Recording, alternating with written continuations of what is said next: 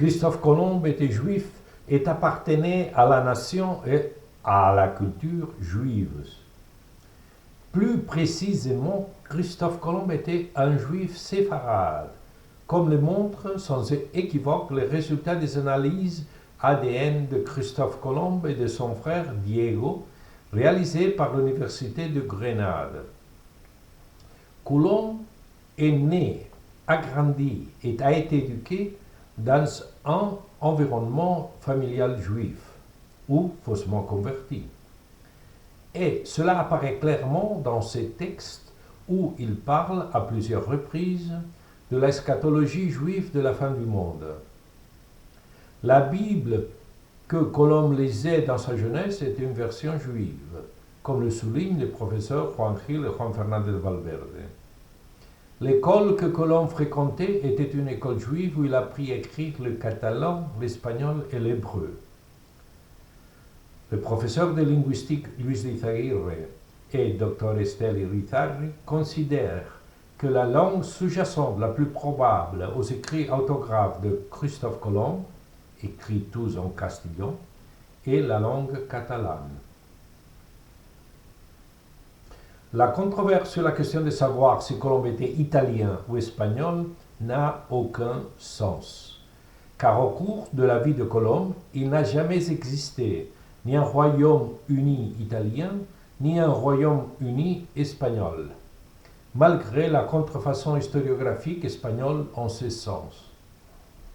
Le pape Alexandre VI accordait le Nouveau Monde aux rois catholiques et à leurs successeurs dans la couronne de Castille et de Léon, et non aux futurs rois d'Espagne.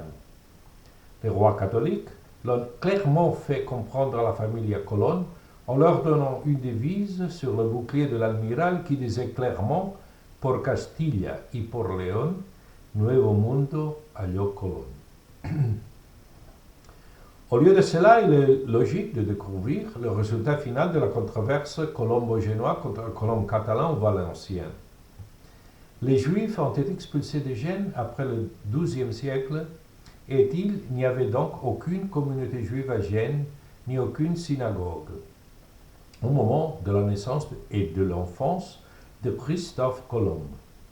Si Colomb était juif, il est difficile d'accepter sa naissance à Gênes. Cette incompatibilité a été exprimée par des historiens italiens comme Paolo Emilio Taviani, Ernesto Lunardi ou Gianni Granzotto.